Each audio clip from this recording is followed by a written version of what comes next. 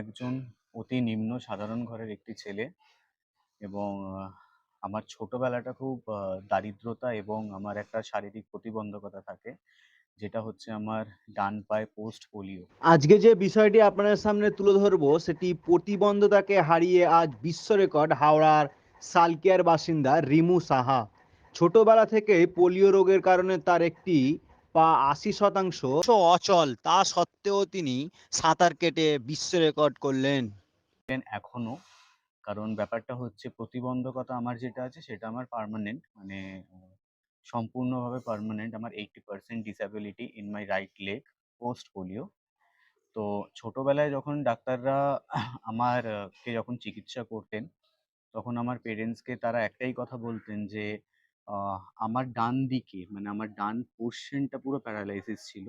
তো আমার ডান দিকের জায়গাটা কোনোদিনও ইমপ্রুভমেন্ট হবে না। যদিও বা ইন ফিউচার ইমপ্রুভমেন্ট হয়, তবে খুব সামান্য, মানে খুব যৎসামান্য একটা ইমপ্রুভমেন্ট পাওয়া যাবে।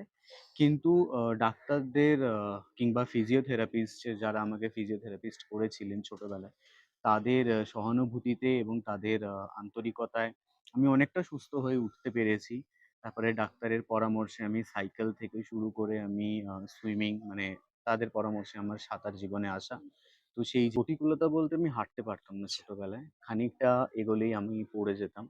যেহেতু আমার ডান দিকের মানে ডান পোরশনটা আমার পুরো প্যারালাইসিস ছিল। ইভেন আমাকে ক্যালিপার জুতো পরেও আমাকে অনেক সময়, মানে আমি হাঁটতাম। তো এটাই হচ্ছে ব্যাপার। আমি স্বাভাবিকদের মতো দৌড়াদৌড়ি করতে পারতাম না, খেলতে পারতাম না, কোথাও যেতে পারতাম না। কোথাও যেতে গেলে আমাকে সেই লোহার জুতো পরে যেতে হতো। সেই লোহার জুতোটা আমার কোনো জামা প্যান্টের সাথে ফিট হতো না। খুব কষ্ট হতো, নিজেকে দেখতেও খারাপ লাগতো। খালি ঘরে প্রশ্ন করতাম মা, মানে মায়ের কাছে, যে কবে আমি এটা থেকে মুক্তি পাবো।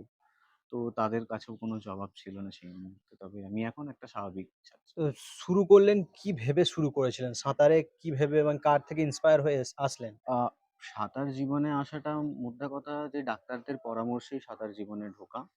কারণ তারা বলেই দিয়েছিল যে বেস্ট এক্সারসাইজ হচ্ছে সুইমিং শরীরের জন্যে। আর আমি ধীরে ধীরে যখন নিজেকে সুইমিংয়ে ডেভেলপমেন্ট করতে থাকি, তখন আমি ন্যাশনাল খেলি, মানে প্যারাদের ন্যাশনাল হয়, জাতীয় ন্যাশনাল চ্যাম্পিয়নশিপে পার্টিসিপেট করি। 2009 আমি যখন হরিয়ানা ন্যাশনালে পাঁচটায় পাঁচটা গোল্ড মেডেল জিতে বাড়ি ফিরলাম, তো আমি জানতে পারলাম যে 2010 দিল্লি কমনওয়েলথ গেমসের জন্য আমি সিলেক্টেড হই। তো তারপরে ইন্ডিয়া ক্যাম্পে ঢোকা, কমনওয়েলথ গেমস, এশিয়ান গেমস, তারপরে লন্ডন প্যারা অলিম্পিকেও সুযোগ পেয়েছিলাম কিন্তু যেতে পারিনি। এটা খুব আমার একটা বড় একটা মিস্টেক ছিল সেইখানে। ইভেন আমি ওয়ার্ল্ড গেমসে আমার মেডেল আছে। আর তারপরে যখন আমি ধীরে ধীরে আমি জানতে চাইলাম, মানে নিজেকে বোঝাতে শিখলাম যে একবার ইংলিশ চ্যানেল করাটা দেখা যেতেই পারে। তারপরে আমি মাসুদুদ্দার কাছ থেকে কিছু পরামর্শ নিলাম এবং তার কাছ থেকে ইন্সপিরেশন নিলাম। কারণ বাংলায় আ প্রতিবন্ধীদের মধ্যে উনি ১ম ইংলিশ চ্যানেল পার করেছিলেন। তারপরে আমি আছি। কিন্তু উনার কাছ থেকে আমি অনেকটা টিপস নিই। এই যে আ ছোটবেলা থেকে এখন সবথেকে বাধা সৃষ্টি কোন সময় হয়েছিল আপনার? আ বাধার সৃষ্টি বলতে গেলে প্রত্যেকটা পর্যায়ে, প্রত্যেকটা মুহূর্তে বাধার সৃষ্টি হয়। কারণ ছোটবেলা থেকে ফাইন্যান্সিয়ালি আমি সম্পূর্ণভাবে সবসময় আমি ফাইন্যান্সিয়ালি ভাবে একটা পেছন সারিতেই রয়ে গেছি এখনো অবধি।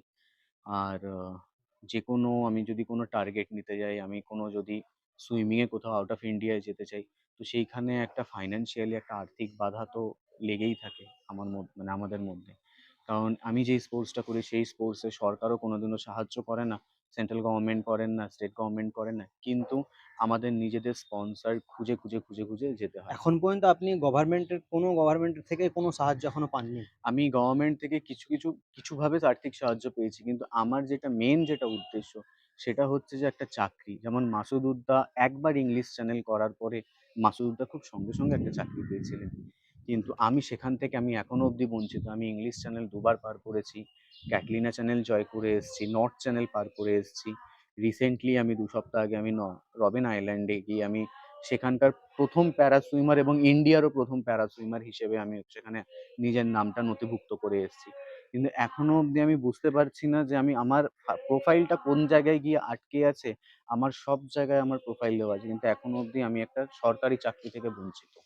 আচ্ছা, এখন পর্যন্ত আপনার মেন এখন দাবিটা হচ্ছে যে আপনি এখন একটা সরকারি চাকরি হলে আপনার যে প্রফেশনাল লাইফ মানে আর্থিকভাবে সহযোগিতা পাবেন, তার সাথে এটা আরো উন্নত জায়গায় নিয়ে যেতে পারবেন অবশ্যই। সাঁতার। আমি তো বাংলাকে আমি এমন একটা জায়গায় নিয়ে যেতে চাই যেখানে হয়তো আ ওয়ার্ল্ড এর ১ম প্যারা সুইমার, ওপেন প্যারা সুইমার হিসেবে নিজের নামটা রাখতে চাই। তবে তার জন্য তো একটা আপনার মতো যারা রয়েছে তাদের জন্য আপনার কি অ্যাডভাইস রয়েছে? আহ আমার আমার মেসেজ তাদের জন্য একটাই মেসেজ থাকবে, যেই মেসেজটা হচ্ছে যে যে শারীরিক প্রতিবন্ধকতা একটা হয়তো দেখতে লাগে শারীরিক প্রতিবন্ধকতা, কিন্তু শারীরিক প্রতিবন্ধীদের মধ্যে কিংবা যেকোনো ডিসেবিলিটির মধ্যে তাদের মানসিকতাটা অনেক বড় হয়। আপনি নিজে দেখেছেন হয়তো যে লাস্ট এশিয়ান গেমসে এবলড বডির থেকে প্যারা বডি সবথেকে বেশি মেডেল এনেছে ইন্ডিয়াতে।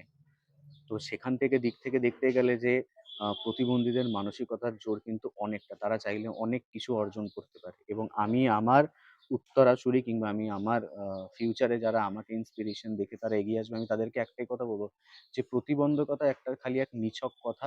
সেইটা যদি মাথায় রেখে চলা হয় তাহলে অনেকটা প্রবলেম হবে, কিন্তু সেইটা মাথায় না রেখে নিজেকে নিজের সাকসেসে, নিজের প্রোগ্রেসের দিকে এগিয়ে নিয়ে যেতে হবে।